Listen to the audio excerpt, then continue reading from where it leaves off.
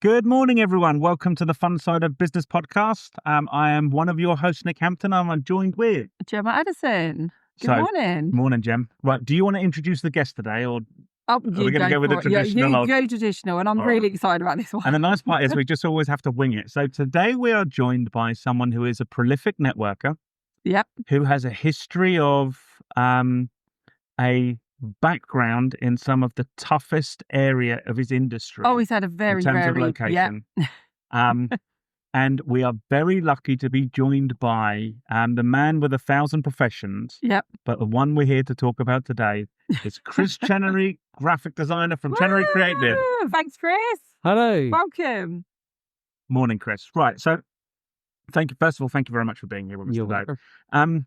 So what we're going to do is we'd like to hear the story, because everyone, as we know, people buy from people, and it's nice to be able to understand the person behind the brand or the person behind the business.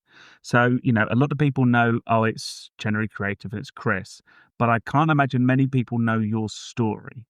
So let's start at the beginning. Now, we don't want to talk about birth or childhood because that's way too far back. Can't imagine a little Chris running around. Yeah, so, but let's start with the point where you have your NRA in hand, because I'm guessing you are of the age that you remember a national record of achievement. Oh, I think that was before my time. Good answer, I'm just showing my age Good entirely. answer. No, I think they brought it in after. Of course, He's looking really blank, Nick. I can't remember that scroll. Moving on. Yeah, that's it. So you left school at GCSEs or A-levels or degree? GCSEs came in after I finished. I was the last year. Oh, that's why NRA's did now, but they were for him. I was the last year of O-levels. Okay. If you've heard of them. Okay, so you did O-levels and then A-levels? No. O-levels. At the end of O-levels, I went. Prior to that, I was doing technical drawing at school and thinking, since a child, I'd wanted to be an architect, and I used to draw house plans, all that sort of thing. Weirdly, but so all other kids are out playing on their bikes, and you're drawing house plans. Yes. Yeah. All right, fine. That's kind of confession number one is that, right? Okay, so yeah. And when I was coming to the end of my O-levels, looking into architecture as a career, I found out the training was 7 years. I thought, do I really want to do 7 years of architecture? That is long when That's you're 16. long right? time. 16, 17. Yeah. That's like a lifetime when you're 16. That's over half my, or coming up to half my age I am already. No. I thought, well, with my skill set at that point of drawing lines, I thought, what could I do that's similar? And I looked into career path and went and spoke to the careers advisor, and they said, had I considered graphic design? So I went for an interview for a graphic design course at Ipswich, Suffolk College, and that was back in the old days. And went for the interview. They said I would struggle with the course because I hadn't done art. I'd just done technical. But surely you turned up with that metal pencil case with the protractor, the set square, and the ruler in it, and went, "But I've got all the tools I need, right?" Yeah, I can draw a line. Yeah. Do you want me to prove it? Yeah. But they said no, that's fine. They said I'd struggle with doing the graphic design course with having just done technical drawing because I hadn't done art. Okay. So I went back to the school and said that's what they'd said. So I did a 1-year sixth form, which was called CPVE, Certificate of Pre-Vocational Education, which I think probably came in before your time as well. Yeah, we're both looking really blank, Chris. But they allowed me to do art for a year. Went down to the art block, and the teacher said, "Okay, just for the experience, we'll put you in with the O-level retakes in October, November, whenever they were." So I started doing art in the September when we went back to school, and did the retakes and got grade B. Okay. Straight away. And so part of the course was English you had to do, maths you had to do. I'd already got those as O-levels, so I didn't really need to do that. So I just stayed pretty much in the art block most of the year and just built up a portfolio. Sounded like what you were doing at 12 years old anyway, Chris. You was going along. Just sitting indoors drawing. Yeah, sitting indoors drawing. Yeah, I just couldn't go out on the bike. But anyway, I went back for an interview at Ipswich College the following year, and they didn't have a place for me. It was just put me on a waiting list. So I had a couple of other options and ended up at Lowestoft College, who had a place for me. And so I went there for 2 years, did the BTEC National Diploma, which I sort of achieved, and then went for another 2 years to do a HND in Northampton. Sounds like literally he's given us his entire interview CV. Yeah, wow. Any other qualifications we want to talk about? No, that was it. that was the 2 graphic design courses. So I did 4 years of graphic design, dedicated courses. By the time you'd done the 4 years, did you wish you'd just done 7 at architecture? Like, so I could just have 3 more about architecture. No, because out of that, I was in Northampton. The students, we put on our final show. We didn't think there was going to be a chance to get art directors coming up from London to see our show. So a group of us students got together and thought, right, we'll take the show down to London. And we hired a gallery ourselves, put on a show for the week. And that's where my link with Covent Garden came along, because it was in Covent Garden. Okay, so how many of them were you, or like how many was the group that went to London? About 16 of us, I think. Okay. So we put. Who came up with this idea? Because that's a bold thing to do. It is, yeah. A group of 16. I mean, what are you, like 18 at the time, 19? 20-ish. Okay, so 20 years old, and 16 of you decide we're just going to go and hire an art gallery and we're just going to do this ourselves. Yeah. Wow. Brilliant. Okay. Yeah. So off the back of that, we had quite a lot of people come and view it. And then I was invited to go and have an interview with this graphic design company who are based in Covent Garden. Was it just you that got the interview? They spoke to myself and one other guy. The other guy, guy called Luke, went and saw them the week before I did. Mm-hmm. And they asked him questions, and he said, actually, I'll be honest, I'm going to struggle with that. I think you'd be better off with Chris. Thanks, Luke. Yeah. So, I mean, obviously, we don't want to say anything, but you were the second choice. Obviously, the second interview. No, I think I was playing on my bike with Yeah. so I couldn't go. He's trying to make up for lost time. So no, I was taken. Sort of had this chat, and they said, well, through the summer we'll give you a trial period, see how you get on. And I don't recall ever actually being taken on permanently, but 25 years later, I was, I was still part of that. So was same that company. like an old school intern that you kind of went in on? It's like an unpaid whatever, just go and do it. Yeah, for a couple of weeks in the summer was the start of it, and then they did pay me, a small amount. I was going to say, if you turn A around and says, shilling. hang on, money? No, 25 years. I just interned. Yeah. So no, it turned into sort of a small contract. At the time, there were 2 of us, 2 other in the company, so I was their first employee. Right. And then it sort of went on from there. So how big did it grow then while you were there? While I was there, we were up to 12 people at one point. Okay. But we'd taken 2 new designers on for a specific job. There was a new client, and prior to the job starting, September 11th happened, and the company that we were going to be working for were funded completely by a company in the Twin Towers. So they had their funding wiped out. They couldn't go ahead with the project, and we subsequently couldn't keep the 2 new designers on who were specifically for that job. Yeah. I mean, this is the thing. So back in my early days, I mean, I didn't draw like lines or anything, but in my early days of accountancy, I used to do a management accounts for a company, and it's a design or PR company in London. And honestly, some of the things that these guys do, you look at it and go, there's no way someone could pay for this, right? And you tell me if I'm wrong, Chris, but I saw 5, 6 creative people sitting around a table, and I can't remember if it was a well-known washing up brand bottle, but it was something like that. And they sat there and they mood boarded this thing, and they're going, oh, what does it say to you? Oh, clean. I'll write that down. And you're like, it's washing up liquid. Of course it says this. And then they start describing like what the bottle colour, and they go, oh, white. And you're like, you've got to be kidding me.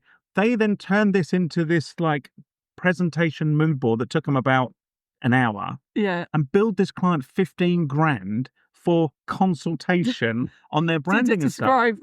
So you want something clean, something white. Yeah, want something clean, want something white. Hands that can do dishes. No, okay, well, but yeah, and I think sometimes you see this thing, and it's almost like the London industry and the London market is so totally different to everywhere else, right? Yeah, and the size of the companies. I mean, the one you're talking about, that sounds quite a larger agency. I think the size of the agency was fairly small, but I think they were almost like, what we'll do is rather than going to one of the major agencies, we'll go to a boutique agency to see what they come up with, because it's only 15 grand for half a day's work. And you go, it's crazy, isn't it? That was a mind blown moment. Yeah. But yes, are you allowed to talk about people you worked with when you were there? Yeah, I used to work. We used to do a lot of travel brochures. There was I used to work with Thompson Toohey, Cosmos, Wow. Abercrombie and Kent. We did Fred Olsen brochure for some years. Okay. There's a lot of different ones. Insight Vacations were sort of a global company, so I used to do the concepts, and then a design team were based in Australia or USA, etc., and we'd work together on the brochure, and then they would just do specific changes for the different markets. So that was quite an interesting job. So was it like the niche that the agency focused on, or? I think we worked with sort of repeat customers. So if people move around the industry, you tend to get invited to sort of pitch for work in other companies as well. But we primarily were doing travel, recreation and sort of hotels. So we also did a lot of work for English Sports Council. We did the British Tourist Authority annual reports, various other things, and culture and heritage. We did Somerset House first brochure when they opened it to the public, and various other. So when you were like in London, right? So was this like you were commuting, or you moved to London, or? Yeah, I lived in London. Okay. So I was based there. So how does the London lifestyle compare to the Ipswich lifestyle? Obviously, London's a lot quieter. Tumbleweed. Yeah, I mean, no. One of the, I say it's quieter, but our office when I started in Covent Garden was right opposite the Royal Opera House. We were on the top floor of a four-story building, so we were quite close to the tube station and all that.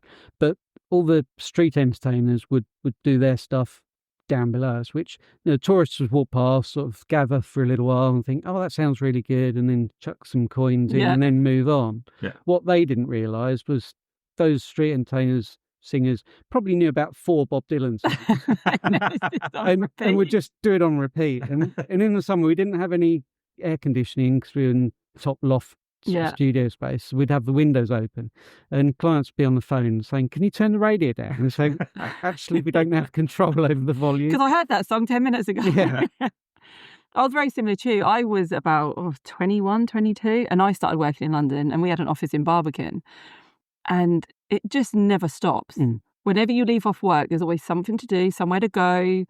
It's a whole different world being in London. Was it like Carnage, or not Carnage? I mean, here's the thing. I mean, I know full well if you work for like a recruitment firm or, something like that, full well that there's going to be some stories to tell from that. Same with graphic designers, or not? Not really. I mean, we just draw lines, obviously. Yeah. And we walk in straight lines. And then what do you do when you finish? I go back to my apartment and I draw some straight lines. No, I think obviously I'm that old that around that time Covent Garden was a garden, and there was sort of fields all around there because they hadn't built up a lot of the.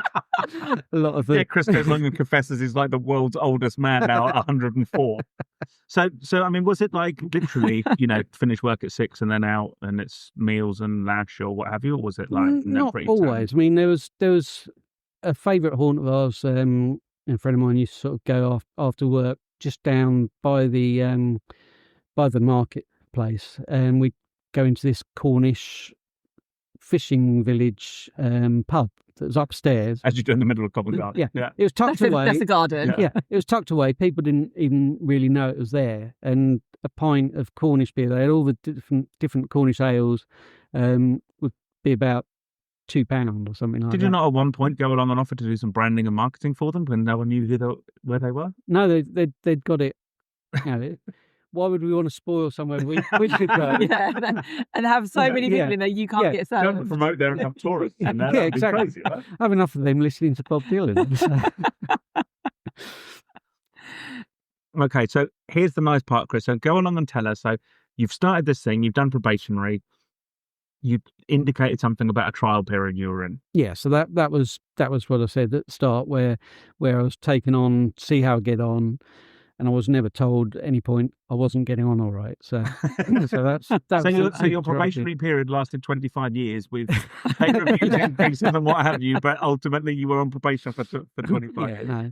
But no, I was taken on sort of permanently, and then obviously when others joined us, the team sort of grew, and I became senior designer. And then before the sort of 25 years, I was a partner for the last 4 years of that. But going back to the earlier days, when you're sort of saying about how's the day at work, finish at 6 or whatever, I remember there was one time when I had lunch, and I'd been. We generally had about an hour for lunch, but it was fairly... I love this. Hang on. This is so London. Generally about an hour-ish for lunch. Depending if it was a client meeting or not. But if I was just going out for a wander, there's me, this boy from Suffolk, working in central Covent Garden. I used to enjoy just wandering down to the Thames and having a nice lunch. So I'd often go down past Charing Cross Station, down to the Embankment. Mm-hmm. And I was sort of looking at my watch thinking, oh, I'm getting late to getting back to work. I need to sort of get going. I went back up to the Strand, and there was a whole load of a crowd of people there, and the police were stopping people from going past. Thinking, come on, I'm looking at my watch, thinking I've got to get back to the office, and they weren't letting anyone through. And then I noticed through the crowd there was this lady in a nice sort of turquoise suit and a turquoise hat, and had a handbag on her arm, and it was the Queen going into Coutts Bank on the Strand, or coming out of there. And so she got into this car, and I thought, okay, right, get moving in. Come on. Yes, the Queen, but okay. The crowd dispersed. The car took her round the corner, and then the crowd gathered again. The police stopped people walking past. She got out to go into another, to visit Charing Cross Police Station. And so not once, but twice, she held me up getting back to the office for... Darn Queen. Trying to explain that when I got back to the office, saying, sorry I'm late back from lunch. I got held up by the Queen. Yeah, the Queen stopped me twice. Well, there we go. That's a... I like That's a definitely nice story to go along and have, right? Yeah, I like that. It's not an excuse they've probably heard before while you're late. I don't think if any of our guys tried it at the office. Oh yeah, sorry we're late back for lunch. We got held up by the Queen. Yeah, we'll find out. Right. Well, I definitely wouldn't now. Yeah. That'd be a bit worrying if they said it now. It's either that or they've just heard Chris's podcast and gone, yeah, we've now decided this is a... I mean, you need to make it believable. Yeah. An amicable issue. So when you said, like, because you kind of briefly touched on this, and what we like to do is we like to try and find this kind of what happened and where the story is. So obviously you've got this natural progression. When you were asked to become partner, was it just because you were the most senior person, or were there, was it a choice of many, or, Well, by that time we were back down to 4 of us, and one was going to be leaving. So we sort of slightly had a restructure, and the previous partner flipped a coin, something like that. Yeah, it was and heads or and it landed on the Queen's head. Yeah. I said, "Oh, don't bring the Queen into it again." I still have scars emotionally on that. No, so we restructured and sort of became a partnership rather than it was just a sole trader up till then. So it was the way it's set up, and then so we operated like that for 4 years, and then I'd moved up to Ipswich by that point, and so I took an office in Ipswich, but we'd still meet up in Covent Garden, as and when we needed to, because we moved out of the office that we had in Covent Garden at that point,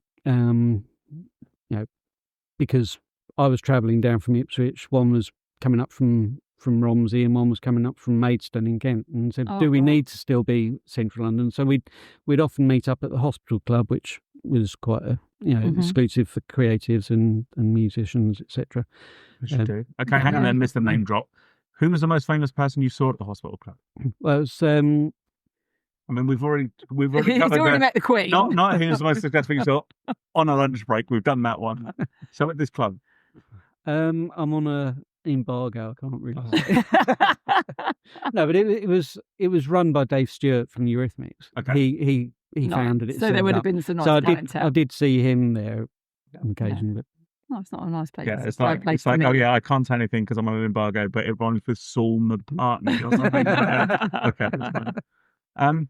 Right, Chris, you told us something about because what we do is we have so we have full transparency. Everything we do here is just off the cuff when we do it, but we do have a little chat with people beforehand. Chris, you said to us something about a mistake you've made with a backup.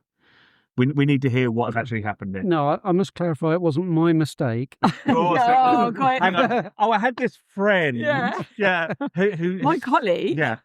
What was his name? Chris Chenery. Yeah. It sounded like that. Yeah. But no, it was a client I was working with. We were doing a brochure for. Can we name drop them or not? I've already mentioned them earlier, so it was one of those. One of those ones. One of those ones. Without being too specific. We were working on this brochure. It's about probably 160-page brochure, I think. It was due to go to the printers on a particular day, and they were going to be running 80,000 copies, I think. So small little job. 160 pages on a multi-thousand print run. Yeah. And so you obviously have to have your print deadline. The slot is booked for the printers so you don't miss it. So that is an absolute deadline you don't miss. Unfortunately, I'd gone away on holiday. How dare just you? At this point. So left it in the trusted hands of a couple of colleagues. At those days, it wasn't all automated backup and everything on the cloud, etc., etc. You couldn't retrieve files from the cloud. There wasn't like the old never mind, here's your version history or document recovery. You must have was it floppy disk? We worked on our floppy disk. No, they probably just had to copy it out a second time or something. Yeah, it's just carbon discs, carbon ink. But no, we would do the work on our own sort of computer, and then at the end of the day we would back up to a removable disk that we would keep in the safe, just so that it was, there was a backup version. And we'd order the screen, so we'd have a folder viewing to the left and another folder to the right, and the left hand side would be on my computer. So I'd work through all those, and then we would move those across to the right in the day to back them up. So these guys had been doing last minute amends for this client, working through all the changes that were needed on this 160-page brochure, and taking all day. Got the final sign off from the client, and my colleague, who will remain nameless on this one, just in case he hears this, had at the end of the day been working. It's not Luke who got you the job, right? No.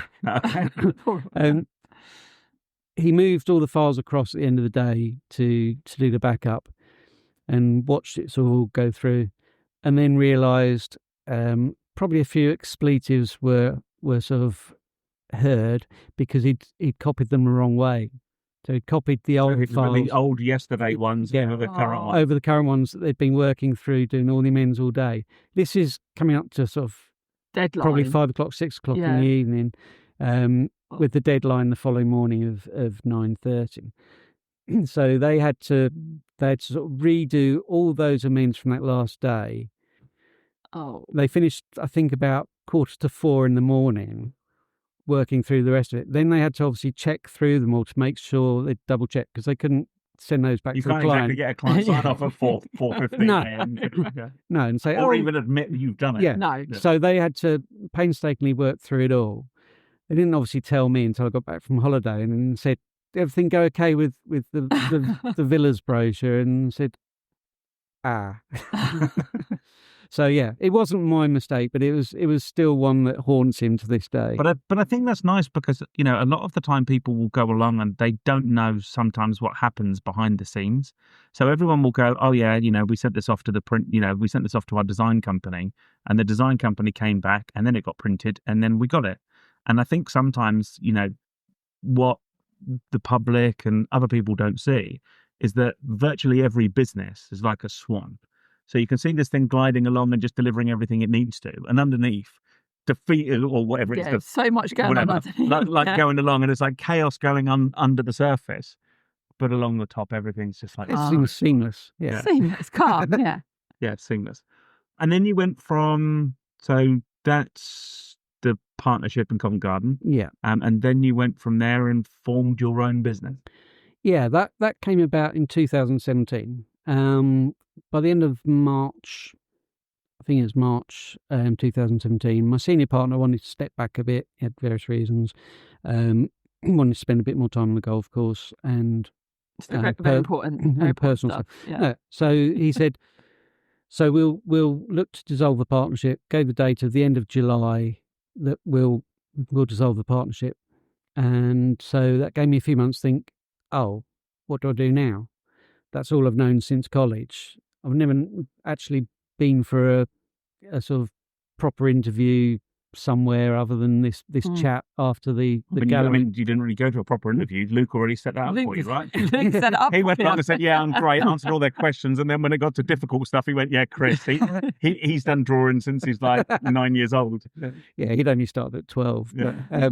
But, so I'd known him from outset. I probably spent more time with him than sort of my parents over the years. So, you know, that's all I'd known. I thought, I don't know quite whether I'd work for someone else, be employable. You know, I've been doing the same thing for 25 years. All you've done is draw lines for 25 years. So. Actually, I've got a good question on this one, Chris. And this one, so a lot of the time when we're talking to people on the podcast, they talk about imposter syndrome. And imposter syndrome, I think, is such a common thing of people in business because they go along and they go, well, hang on a second, I'm out on my own. I don't have my boss to ask. I don't have a backup of someone that I can just go and check with. You know, the buck stops at them. But you had 25 years pretty much of doing this. When you went out on your own, did you have any of that? Or was it like, yeah, I just instantly knew I can do this? No, I'd sort of work out how to go about running a business. Fortunately, I'd met someone who was very good at advising and helped me set up the company. Gemma. I don't know if I was born at that point. So, if not, Eric's got a lot to answer for. It's 2013 or 2017 even. So yeah, the business side of it, I had to obviously get advice and help. But the thing I decided was, I'm going to do what I'm good at. Mm-hmm. I know I've got the experience. I know that I do good work. I don't know the business side of it, but you can find experts to do that. So, you know, I went to Nick and said, could you help me set it up? Or, you know, if I need an expert, do you know anyone? Yeah. Can you refer me on to someone else? Because it's not you, Nick. So that side of it. And someone told me, if you find a good accountant to, you know, that's a big part of it, because I had no experience of doing the tax stuff. Business side, the business side of it. I'm good at meeting clients. I'm good at explaining what I do and talking through the projects that they've got in hand. And, you know, I would do the creative visuals and then, you know, production right through to press passing and, you know, seeing it on press. So do you find, Chris, there's a big difference? So obviously, I don't know whether or not it makes any difference, but geographically, when you're there kind of, oh yeah, we're a London design agency or we're a London graphic design or whatever the slogan was, versus Ipswich, do you find the clients are different?